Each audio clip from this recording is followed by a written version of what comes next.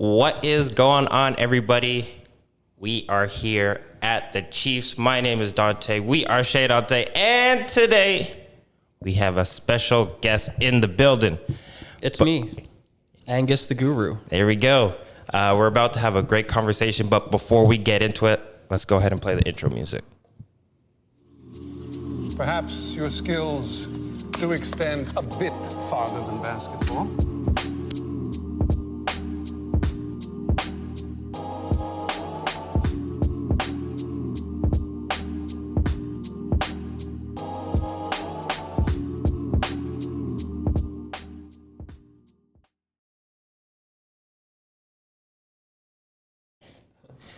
As I was saying, my name is Dante. We are Chez Dante, and today we have Angus the Guru. Angus the Guru, the host of the Angus the Guru podcast. Let's just jump right into it.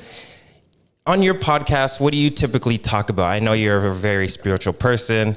You like to pass on some of the teachings that you've learned and some of the lessons that you've learned. So just dive right into it. Definitely. So actually, I haven't done an episode on my podcast in a while. I've been taking a pretty long break. I don't know. I have this thing where I get bored and then I just kind of, drift onto other projects or things like that. Yeah. But typically, my podcast was like an outlet for me to really express myself and my beliefs and the things that I've experienced throughout my life and lessons that I've learned.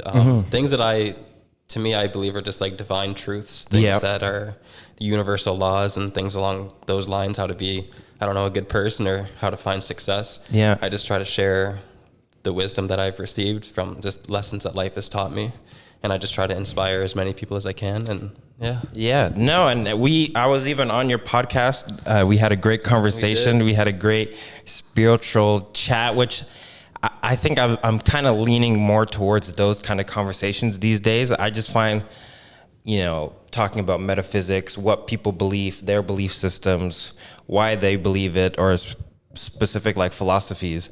Lately, I've just been finding those kind of conversations way more intriguing. Do you find that you've been having like more of those kind of conversations?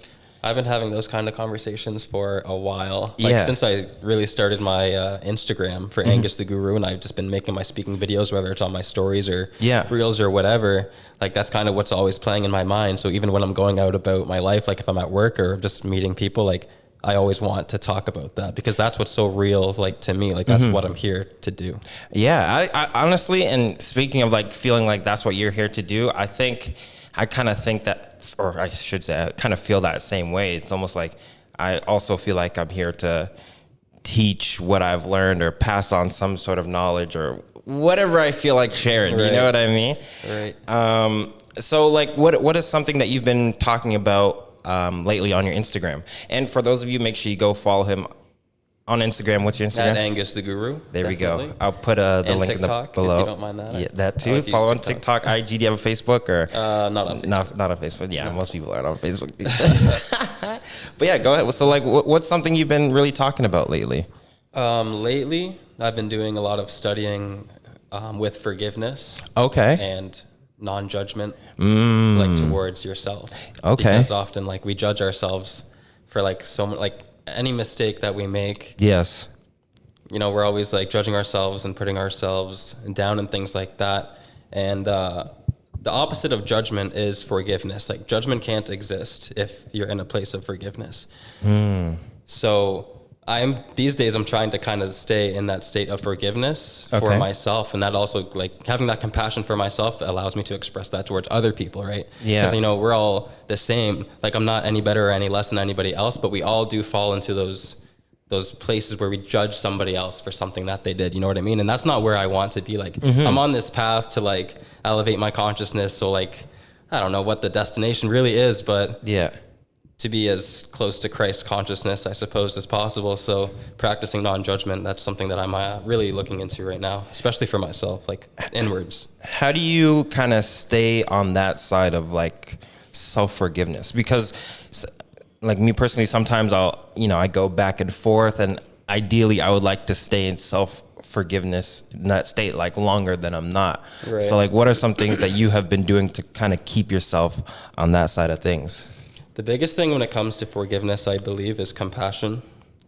Every day I try to make sure I'm studying, like I'm reading things of like that nature, or I'm watching videos on YouTube of like that nature to keep myself in that frequency or vibration. Okay. Yeah. Because it's so easy, of course, to like drift away from it just with everyday life, like what goes on in the world. Yeah. So you got to consciously make an effort to stay on that vibration, keep studying whatever it is that you want to be like. But yeah, compassion is the biggest thing with forgiveness, because when you realize that you and everybody else is just a bundle of conditioning that you've received, like through your trauma and through your experiences, like this is the reason you believe what you believe, why you think what you think, because of what you've been through. So when you make mistakes, instead of beating yourself up for it, you take a minute and you're like we're all doing the best that we can do with what we have. So when you realize that, it's like, it's okay if I make a mistake. It's okay if I judge this person. As long as you come back to like that center, like you just forgive yourself. Like, it's okay. Like, it's not, you take responsibility, but at the same time, you're not blaming anybody, not yourself either. But you take responsibility for what's going on. And once you realize that you are conditioned, like when you mature enough, you're able to, make a change in your habits. Because everything's a habit. Like, you judge people based on habit. You have the thoughts that you think based on a habit. So don't beat yourself up for what you're thinking or what's going on, because you've been doing it for so long. Like, it's a habit. So when you realize that, you just make the efforts to change your habits. And also, just speaking on habits, like say you've had a habit for like 10 years, don't just think because it's a bad habit that you're going to be able to change it in like 3 days. You know what I mean? Yeah, like, for sure. Like, you've been practicing whatever habit it is for your whole life, right? You can't just switch it overnight. It's going to take probably the same amount of effort. Exactly. It's going to take time. And that's something that I think that also really helps me not beat myself up over these kind of things, because it's like, well, okay, you've had X amount of years doing it this way. Right. And obviously it's good, you want to change it, but don't beat yourself up over it if it's not changing as fast as you would like it, because like you said, or it's conditioning. It's how you're conditioned for so many years. Yeah, for so many years, until you become aware enough to see that you've been conditioned. That's when you're able to actually make a change. But still, it takes time. So have patience with yourself. Patience and compassion is like forgiveness in a nutshell. You mentioned that you would watch some people on YouTube and some other creators and stuff like that. Who would you recommend for people who are interested, that they kind of not really start watching, but maybe look into on their own time and see if they, vibe with their messages and stuff like that? One of my favorite podcasters and YouTubers is this man named Coach JV.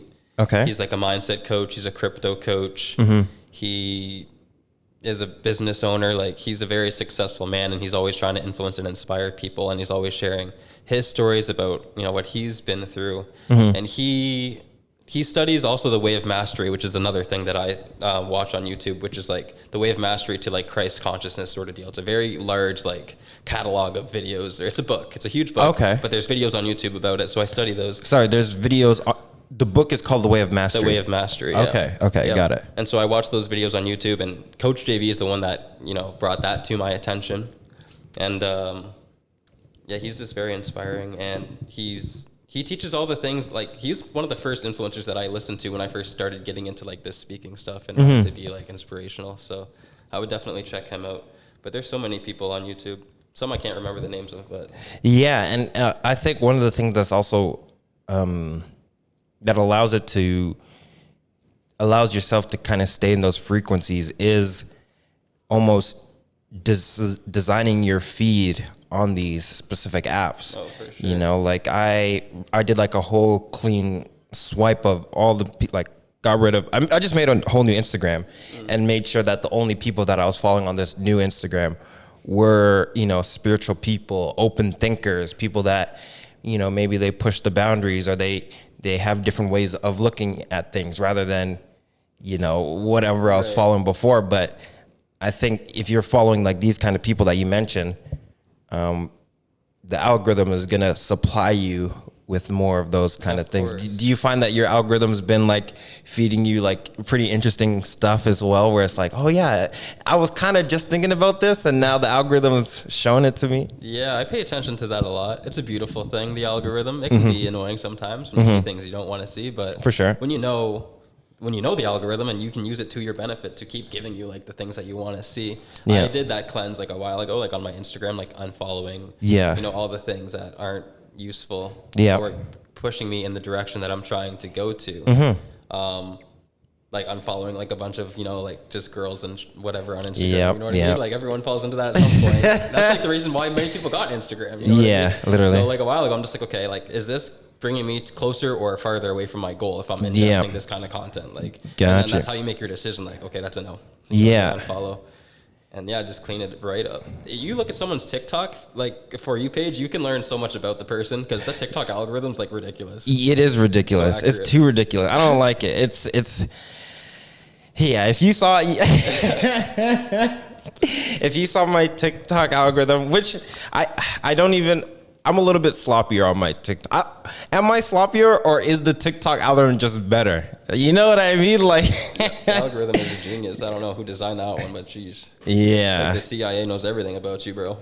They know that I like a lot of fitness videos on TikTok. That's a great videos to watch, though. I love TikTok. I get so inspired from TikTok. Like, just from the spiritual videos. Like, there's always more. That's why it's so addicting, too, though. Spirituality? Yes. Yeah. But, like, TikTok in general. Like, it always gives you more and more and more. Like, what you want to see. That's how they get you. Yeah, it is. And one thing that I do know about TikTok, or, like, I guess social media, but that specific feed, like they have a name for it. It's called a magnetic feed, meaning like, well, as soon as you look at it, it starts playing. Therefore, it pulls your attention to it.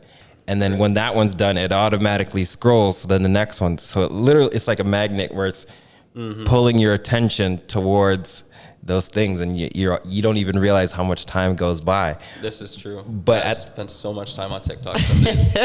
You just look at the clock, it's like, oh my God, 2 hours. 2 hours. Literally just scrolling. But like we're saying, if your feed is good, like I'm sure you've learned so much amazing things about spirituality, or you've learned so many interesting facts, or you've learned about new creators and stuff like that. Are there the people that you mentioned, are they also on TikTok as well, that you follow them? 𝁟There is on TikTok. I think on TikTok he's mostly posting like crypto updates. Okay. And that's something that's really special to me. Like, are you into crypto? Yeah, I'm into crypto.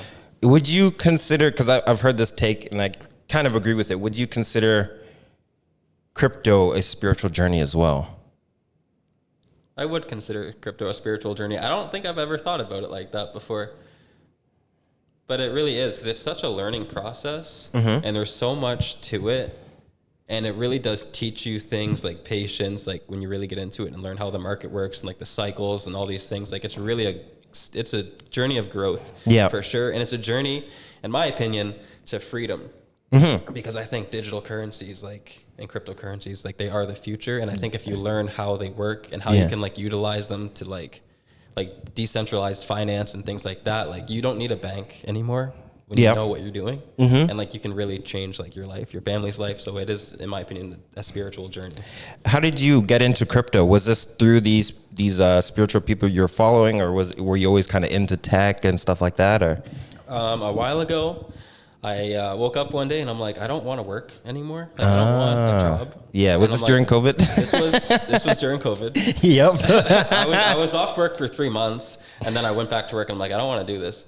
So I'm just trying to think of like how, I know there's a million ways you can make money online, right? So I just started looking at a bunch of different things. Yeah. And I just started learning about like stocks, like the stock market. Okay. So I was like messing around with stocks for a bit, and then through messing around with stocks, I started to learn about crypto. Like it just kind of bridged me into crypto. It was like another thing you can invest in. Yeah. So then it fascinated me with how much information there is about crypto, and it's such a new and innovative technology, you know what I mean? And so I just wanted to dive right into it. And 𝁟There was, again, the first influencer that started teaching me about crypto, most specifically a coin called XRP. Okay. And so I fell in love with XRP and its utility and what it can do in the future. Tell me about XRP. Like, what is XRP? Yeah, tell me about that. Is essentially, it's like a banker's coin, they say. Okay. Right now, Ripple, which is the company that makes XRP, they're in this big lawsuit with the SEC. Okay. In the States, right? Yeah. So it's really speculative right now, but I think, like, I'm into conspiracies or whatever, if you want to call them conspiracies. I think, yeah, I don't want to call them, I think there's like a link between conspiracy and spirituality, because there's a level of unknowing for both, right? But there's also a level of like divine truth where, you know, there's some things that people would say is conspiracy, but it's also true. Right. Right. For sure. And same thing with spirituality. It's like, oh, well, you can't believe in the stars and all this, but there's some level of truth to it all. You know what I mean? Always some level of truth. Absolutely. Yeah. But yeah, with XRP, they say it's like going to be the coin, like for the new world order. Like it's going to be the, like instead of the US dollar being like the dollar, it's going to be like XRP. And so all the banks are going to utilize it for cross-border payments and things like that. But wouldn't that be against decentralization? Yeah. Which is like the idea of what crypto was supposed to be originally, right? Was for decentralization. So you hear this and you get like iffy about it. I don't think it's possible for it to stay decentralized because the government is the government, and somehow they always end up getting their hands on everything and controlling everything. So the way that I'm looking at it is, with what I know about XRP, although it seems like a very centralized thing, I think it's inevitable for everything to be centralized, sort of. So like I see what they can do with it, so I'm just trying to get into it like early on their team before they mess everything up, like all the decentralized aspects of it. Do they ever talk about like Bitcoin? Do you have any thoughts on Bitcoin? Are you familiar with Bitcoin at all? I'm kind of familiar with Bitcoin. I'm not invested in Bitcoin because it's like so expensive. But I mean, I don't know. Everyone says it's like the future, like that's the main thing, but I think that was the test run. You think Bitcoin was a test run? Yeah, I think the people that created Bitcoin, which in my opinion, again, going with like conspiracies, it was like the U.S. government, and they used that as their we don't know who Satoshi is, right? Right, exactly. We don't know who Satoshi is. But like I think that they implemented Bitcoin to see how people would react to it, how people could adapt to it, and like that was like their test run to see how it works. And then I think the whole economy is going to crash. There's going to be I've been getting that a lot too. Like people have been saying like they're expecting a market crash, like that's supposed to be worse than 2008. Do you kind of have those same sort of feelings as well? I think everything's going to crash like super hard. Okay. And I think that's part of the plan. Oh. And when everything crashes and everyone's panicking and freaking out, the government is going to like be like, wait, we have a solution for you. And then they're going to introduce us to XRP. Yeah. And then they're going to flip a switch and everyone's going to have to adjust. So then, okay, let me ask you this: if it's all kind of part of a plan, right? How do we as people stay sovereign in that sort of state? You educate yourself and you learn how to play the game. It's just a game. You learn how to play it, and then you're good. Like if you're not getting manipulated, then you're good. Okay. You just got to do research and learn how they're going to use it, what it's going to be used for. Like Like this is like this. It's a system, right? You can beat the system. You can play the system. You learn the rules. You can play it. Yeah. Don't let it play you. Pretty much. What's something that the average person can use or can learn about that can protect them, or at least not be utilized by the system? What do you mean by that? So like you said, there's people that are going to try and like exploit everybody and stuff like that. But if you're aware, like what is something that you can learn? Is it just become self-awareness, or like, you know, some sort of research, go down your own spiritual path? Do you think people going down their own spiritual path is their way to freedom from that kind of system? Or like, what are your thoughts? Yeah, the spiritual path is definitely the way to freedom, because like when you learn that you don't need anything outside of yourself, you don't have that attachment to anything outside of yourself, you can't be controlled. You can't be manipulated. You can't be influenced, because like you know your true state, you're whole regardless without anything. Yeah. And then you just learn how things work.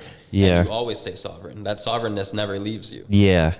Yeah, it never leaves unless you let it leave. Unless you let it. Yeah. Unless you let like the fog and the cloudiness of the false reality, you know, get in your way. The false reality. Tell me about the false reality. False reality is... Let's dive deep. Let's dive deep into the false reality. The false reality is this whole system that we exist in, the whole structure that we exist in, all these ideas that you have to do this by a certain age, you have to get married by this age, you got to graduate school by this age, you need to know what you want to do. Who made up these rules? Who says anything? Like, everything is a belief that someone else had before us that they passed down to the next generation, and we were conditioned to just believe it and take it as truth. But that doesn't make it truth. Yeah. It makes it a belief. It's just a belief. Yeah. And you choose your beliefs, and we just happen to choose the same belief that the like society's like, I don't know what word to use, but just like the combined dream, like the big illusion that everyone's a part of. Yeah, the collective. The collective. I think that's the word I was looking for. Like the collective reality of society is like the false reality because we're just following what somebody else tells us to do.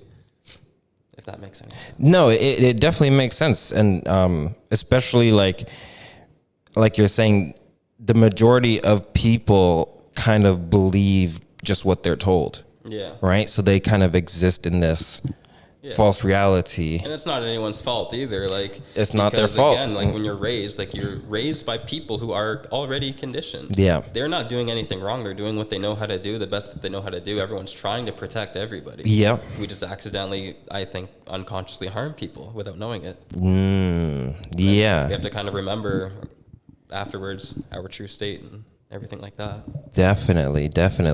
I think that's such an interesting. How do I put it? I think that's something that I think I ponder on quite a bit. Like, what is the real reality versus what is the facade reality? I think everything's a facade. Like, I think false reality, like everything. Like, you choose your reality. You choose your beliefs. So if you choose your beliefs, does that mean you choose what's also true? Or, true. But then there's stuff that you don't choose as true as well, right? Like what? I don't know. I mean, is it true that this camera's there, or is it you decide in your mind that this camera's there? According to what, like quantum physics, it's only there if it's perceived, right? So that is if true. you don't perceive it, it's not there. Yeah, and also this is another thing that I've been thinking about too. Like, someone else could be sitting right there and not even perceive that as a camera. Therefore, to them, a camera's not there. Right, and there's nothing wrong with that, right? Their truth is their truth. Like, everyone's individual truth is their truth. And also, to us who create content, this might not be the camera. That might be the viewers. That's all y'all. That is the audience. But in this space, the audience is not there, but they're there in this, tripod camera combination in conjunction with the lights and, us doing this recording and stuff. So, yeah, I think that's a good point where almost everything can be a false reality, but then at the same time, what you decide to be true or what you internally know to be true is what's true. Because you can lie to yourself, but deep down, I think you still know on certain levels. You know, try to lie to yourself. You could, well, yes, you always have that feeling. Like even when you do something and you know that it's wrong, like you have that feeling like I shouldn't do this. I should not have done I that. feel sick all the time. Right. Like if I do something that I know I shouldn't do, or even like I always say, like I hate lying. Right. It makes me like sick. I'm too lazy to lie. You know what I mean? It. It's not worth my time. It's not worth my brain energy. Yeah. And I get like nauseous when I have to. I'd rather just either be quiet or tell the truth. You know what I mean? Like 100%. I don't like the feeling of like, yeah, I'm gonna do this, but I'm not gonna do it, whatever, because then I have to come up with an excuse or whatever. Like it's too much. I'm not even gonna. For sure. So that I think that internal feeling is like, not logically, but like internally. Like it's like your intuition pretty much, right? Yes. Like that's your connection to source. Like the truth is true always. Yeah. And you know that. And the more that you stay aligned with truth, like the better you feel. How do you foster your intuition? Because as you mentioned, that intuition is kind of what connects you to source. How do you foster that intuition? How do you make that connection stronger? Practice, like anything else. Like you've always, like we're just saying, like when you feel bad about something, like instead of letting yourself feel bad about it, like actually listen to it the next time. Like don't judge yourself for it, but the next time you hear that and you feel that, just be like, okay, I'm actually not going to do this. Yeah. But you have to like surrender to you have to let your ego go, because it's the ego that wants you to do these things that you feel are wrong. Yes. Your ego is your false identity. Yeah. That source feeling, that voice is your true identity. So just practice listening to it, like actually just listen to it. Yeah. I heard, I forget where I heard this, when I heard this, but this was years ago, where there was a part of the brain that is not communicative, meaning like it's not like you're thinking stuff, but that's what you would call your gut instinct, right? That's still part of your brain trying to communicate, but it doesn't have like that connection of like words or language or whatever. So it communicates to you through your gut instinct or whatever. And when I remember when I learned that, which was, like I said, this was years ago, I made like a conscious decision to try and listen to that feeling more often. And there are some things where I had a gut instinct and then I'm like, nah, let me change it. Right. You know what I mean? And then in hindsight, it's like, you should have went with the gut instinct because something above you was telling you this. Yeah. I think that gut instinct, like that first thought you get to do something like that is your source. Like that's your intention. Yeah. Like trying to express itself, but then your ego interrupts like almost immediately. Yeah. Because we have those beliefs, like our limiting beliefs that we're not good enough and things like that. Yeah. So you have this idea, something you want to do, and it feels so natural, and then those interrupting voices come in, and you end up listening to that one instead because you're used to, right? Like we practice listening to the ego for so long. Every day. People do it every day. every day. Like look at the world, look at social media, like we're conditioned to be egotistical. Really? Yeah. Like it takes a special kind of person to be willing to like drop that. Yeah, I think so. I think it's so enticing in this world to be egotistical, to like fit in with everybody else. Yes, but it's very enticing. But I think, like you said, it's important for people to understand that dropping the ego, as scary as it might be the best thing for them, right? Because like you're saying, the ego's the one that's making them do all these bad decisions, but at the same time, their ego is afraid of being dropped. So it's like, don't drop the ego, keep me here so I can mess you up even more. The ego has a fear of death, right? Like, the way that I believe, like my source is eternal, it's infinite. Yes. I was not born and I won't die. Like what I am is forever. Okay. So your ego is what attaches to everything else that's not forever. So your ego is not. Well, say that again. Your ego is whatever is not attached. Is attached to whatever is not forever. Okay. So you're like your status, your position, your body. What are your beliefs even? What are some things that you feel are forever? Truth. Truth is forever. Gravity. Like there's certain forces that are timeless. Timeless is forever. Timeless. Okay. So what is timeless is forever, and truth is forever. Love is forever. Mm-hmm. Are there things that, I guess, I was gonna ask this question, but then as I was gonna ask it, I realized it was almost like oxymoronic. Like I was gonna say, do you think that there's anything physical that lasts forever? And obviously not, because everything is going to be destroyed at some point, right? Yeah, everything changes. Nothing stays the same. The only thing that stays the same is your awareness. Yeah. It's the only thing that's forever, right? Your awareness. Is there... Or consciousness. Consciousness. I agree. Because I often think about this, like, you do want things that will last longer than your physical body, right?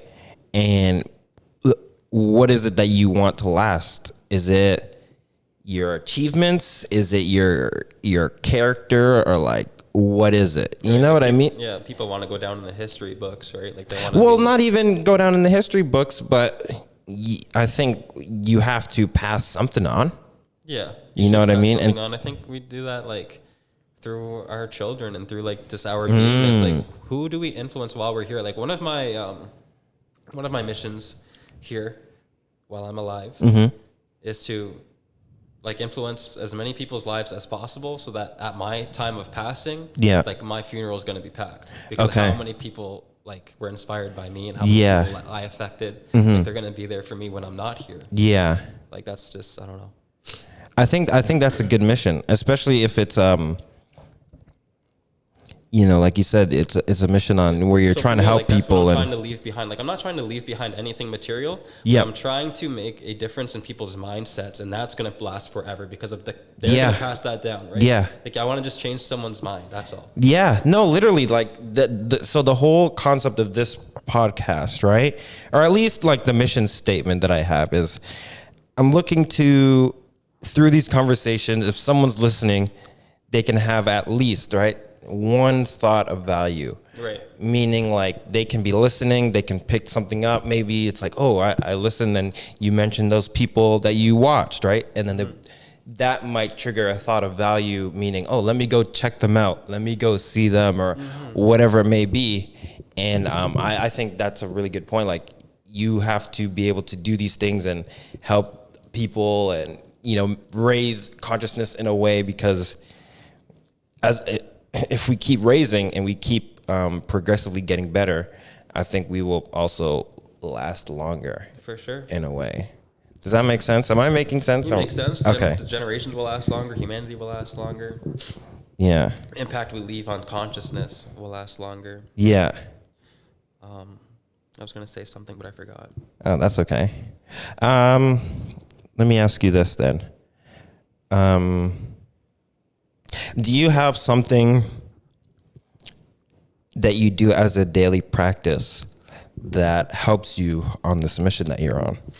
Meditation is the best thing. Okay. Like, that's like, I don't know. People say I don't have time to meditate, or I can't meditate. I think too much. Like, that's why you meditate, though, because you're thinking too much. Like, that is like that's the purpose. Yeah. So, like, to say like that, I can't meditate because I think too much. That's, I don't know. That doesn't make sense to me. But for me, I mean, there's different ways to meditate too. But to get silent and observe. Like, if you call it observing instead of calling it meditating, it has a different feel. Yeah. It's less intimidating. People think you have to meditate a certain way. You have to sit up straight. You have to do all these things. You have to sit in lotus and right. And like, that's I think what throws people off of the idea of meditation. Yeah. But like, if you just call it observing, if you just let yourself, like, let's say I'm going to give myself permission for 10 minutes, despite whatever's happening in the world, despite whatever's happening in my life, to just be at peace. I'm just going to give myself permission to just be here and just sit there and just like wait to see what happens. Like, do that every day. Yeah. That's how your connection to your intention and your source gets stronger too. You'll hear that voice louder. Yeah. Because when you just wait and you just watch, like, just watch what happens. Just watch what happens. No, it's so true. Especially because those thoughts they're coming to you. They're coming to you. It's not something you're thinking about. Like you said, you're just observing. So it's almost like you're there watching a movie, and then the movie is showing you something. Yeah. Right. And as long as you're just sitting there watching it, like, as long as you're not talking during the movie, and don't attach to the movie either. Like, all the thoughts that come to you in a meditation, like the idea, like I said, is observing. So understand that you aren't your thoughts. And like, when these self-defeating thoughts, like, that's sometimes what comes into my head, like when I sit here in silence and I try to meditate, like all of my insecurities, like, they arise, right? And it's like, it gives me a chance to just look at them and love them. That's how you heal. Like, that's another thing I've been studying recently is self-healing. Like, what is healing? It's like being able to look at anything with love. Like, love is what heals all. So looking at your fears and loving your fear. Like, don't judge yourself for being afraid. Love yourself for being afraid. Love what it is that you're even afraid of. Right? Except for spiders. No, I'm kidding.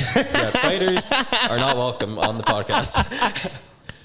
No, definitely. Like, definitely, I think self-love, and like you said, trying to, put love into those areas where you feel you might be weak, you might be sick, or whatever it may be, will definitely heal. So I think that's a good message. When you meditate, do you like journal afterwards, or do you kind of just continue? I journal every day. You journal every day. Okay. I usually journal before I meditate, so I can take what I journaled about into the meditation. Okay. Although sometimes, I guess I'll journal what I realized in the meditation. But usually every morning, like, I'll try to write down what I'm grateful for, and I'll write down what my goals are for the day, for life, for like my main mission. Like, okay. Like, I want to inspire millions of people. But like, you write it down in the present tense. So it's like, I'm so happy and grateful now that I inspire millions of people every day. Yeah. I'm so happy and grateful that I build relationships every day. That I'm so happy and grateful now. Yeah. That in this moment that I'm changing so many lives. And like you bring that energy into your body. Yeah. And then I take that into the meditation so it gets deeper into my subconscious mind. And that's how you kind of like reprogram yourself and change your beliefs. Yeah. Right? A friend of mine, she was telling me how daily gratitude really helped her. Like she was in like a, not so good mental space. And she started doing like just 3 things she's grateful for. Like she started doing that every day. Yeah. And then as she was doing that, she realized like, oh wow, there's so many things to be grateful for. Life is actually really good. The sun is out, Honestly, it's great weather, you know what I mean? Gratitude is life changing. When I first started practicing it, Mm-hmm. like when you really start to focus on what you have instead of focusing on what you don't have. Yeah. Like when you learn that what you focus on grows, like there's no point in wasting that energy on what you don't have. Like that energy is literally just being wasted. Yeah. What do you have, and how can you appreciate what you have to grow into something more? Yeah. Like there's no. It's self-defeating. Yeah. I know we all do it, but to look at what you don't have, like, it's not beneficial. It's really not. It doesn't even, like, at this point, it doesn't really make sense to do that. Right. Like you're saying, like, you might as well be appreciative of what you do have. Everything. Like, I have legs. Like, what can I do with my legs? Like, I might have $0 in the bank, but I have legs. Yep. Where can these take me? How can I make these legs make me more money? You know what I mean? That's a very good point. Appreciate what you do have. Appreciation is key. Yeah, definitely. I think that's a great spot to end it on. We'll end it on, what are 2 things that you're grateful for? And then we'll end it at that. I am grateful that I am a creator. Okay. I'm grateful for my thought energy. That everything is thought energy. And I'm grateful that I'm no different than anybody else. I'm grateful that I'm no different from the creator. Yeah. I was made in the creator's image, and I have that ability to manifest through my thoughts and my feelings, whatever I want to see. I'm so grateful for that. Nice. And I'm very grateful to be here on the Chez Dante podcast. Hey, I'm grateful that you're here, and I'm grateful that you're able to share these messages and these thoughts, these thought energies, these positive thought energies, right? Yeah. I think that's so important. So I'm grateful for that. And I'm also grateful for the chief for allowing me to use his studio with all this creative energy in here, right? Because one of the things that he mentioned is like he wants people to be creating in here, right? And so like we have some other artists work down here. We have some art behind us, and it's like as long as you're creating, we're doing good stuff. So I'm grateful for that. I'm grateful for that too. Appreciate you saying all that. And I appreciate you coming on, dude. I'm super grateful. It was a great episode. Yes, sir. Thank you. I appreciate it. Thank you for having me. And let's go ahead and play this outro music.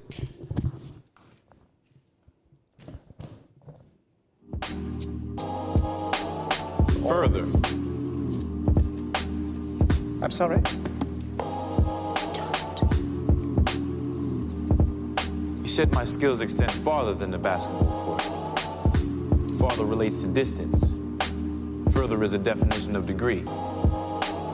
You should have said further.